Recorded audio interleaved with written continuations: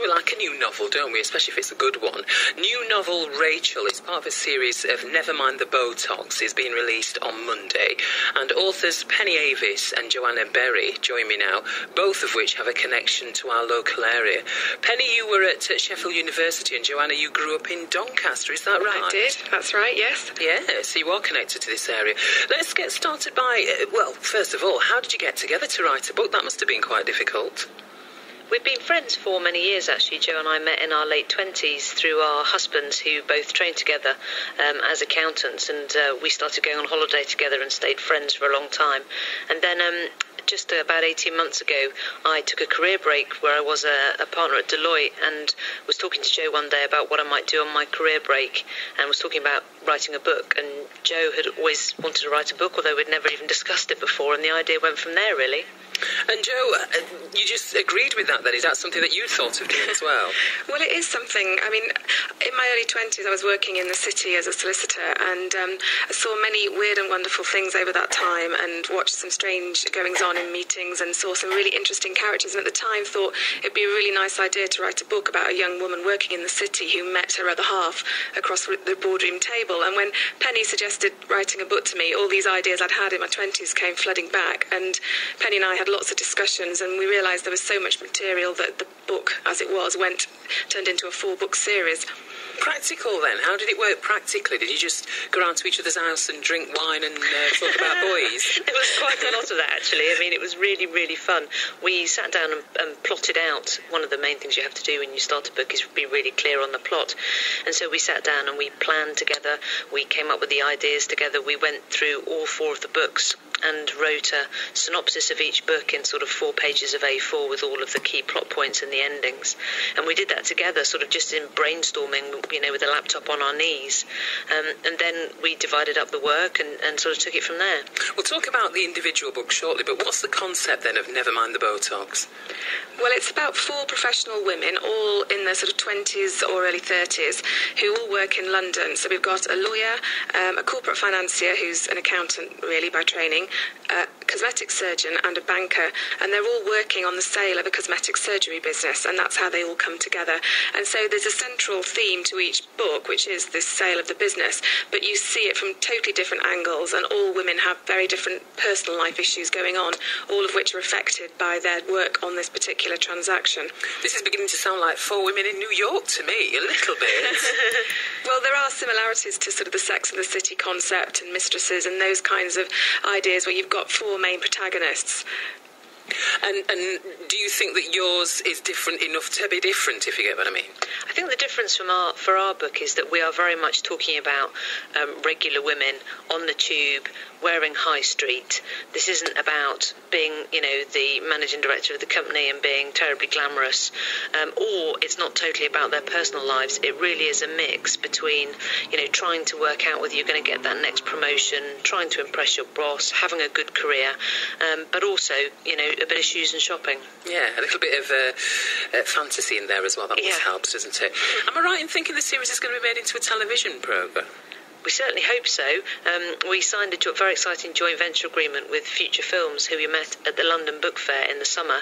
And the series is in what's called pre-production, which is we're in the early stages of working out how it can adapt for television and looking to meet screenwriters and that sort of thing.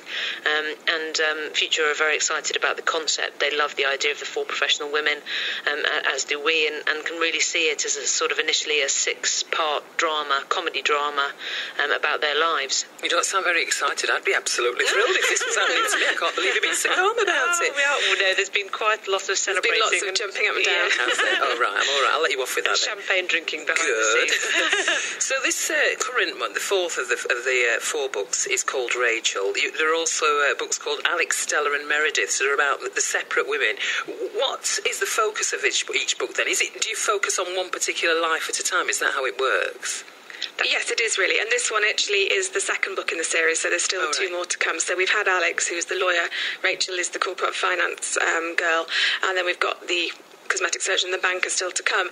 And yes, we do. We focus on the transaction from this particular girl's perspective, but we also focus on her personal life, where she's from, where she's trying to go, what her ambitions are, what's going on in her love life, as well as her impact on this particular transaction, and obviously how the deal impacts on her and everything else that's going on in her life. And the cosmetic surgery angle, where did that come from then? Well, we wanted to write about young women working on a deal or a business, and we wanted to make the business very accessible. And we talked about a number of different options, and I think it was Joanna that suggested the cosmetic surgery business. We'd been talking about a medical business originally, and then Joe said, well, what about cosmetic surgery? And I straight away went, yeah, that's it. It's everywhere. Everyone wants to find out about it, but we'll be showing it from a slightly different angle, why it's so popular, why it's growing so fast, why it's making such a lot of money, and therefore why somebody in America would want to come rushing over here and buy it. Let's talk a bit about Chicklit then. The Sun has said that it's Chicklit with a welcome twist. Are you all right with your books being called Chicklit? Absolutely. We are, very happy to be embraced by any of the media, to be honest. I mean, what it says to us is that it's books that women want to enjoy, that don't take themselves too seriously, that you might take on holiday, you might read on the beach.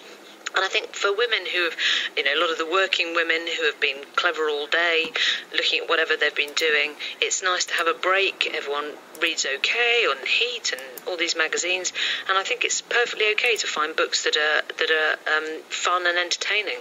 What do men have then in place of Chicklit? Well, I think it's sort of an unhelpful kind of tag, really, because I think Chicklit is basically fiction for women, and back in the day, Jane Austen was effectively writing Chicklit.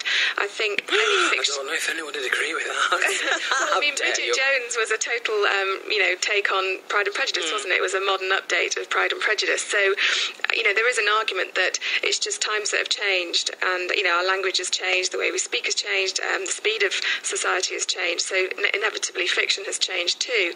And I think if you look at fiction for men, well, there's plenty of fiction which might be sort of marketed towards men, but actually some men even read books that technically are Chicklit, you might argue. We need a word for men. I think that's the problem. There isn't an equivalent, is there, in the language?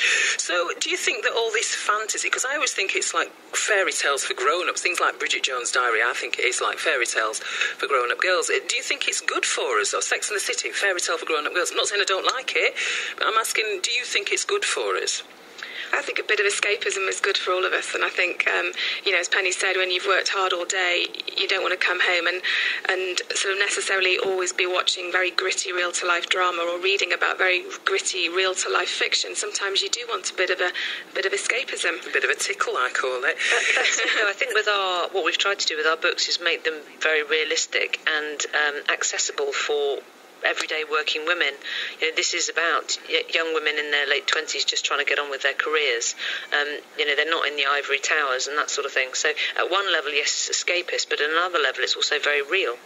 So you two have got connections with this area, as I mentioned earlier. How much do you remember about South Yorkshire? Well, I remember a lot because I still come back regularly. I have an auntie who lives in Ecclesall in Sheffield, and my family still live in Doncaster. And for my sins, I'm a lifelong Sheffield Wednesday supporter, so I don't say that. They're doing all right. Beat West Ham. They're doing really well, I know. I shouldn't fake them. So I come back a lot, so I've got lots of happy memories of Sheffield growing up. That's really pleasing. And what about you? Is it Penny? It is, that's right. And I was at university in Sheffield, and you absolutely never forget your university days and pyjama jump and all those amazing times that I had there, and all the hills and the bars and the fun. I mean, I had the best 3 years, and I obviously have come back to lots of reunions and that sort of thing. I also played hockey for quite a long time, based out of Manchester after university, and used to come back and play in a lot of the old haunts, which was really good fun. So very, very fond memories. Well, thank you very much, both of you, for joining us. Are you planning any more books in this series then? Yes, there's still two more to come, and they're both out later this year, yeah. Right, and good luck with if it goes to tally, let us know about it and come and talk to us about that, won't you? Definitely We'd love to. Penny Avis and Joanna Berry, thank you very much for joining us on BBC Radio Sheffield.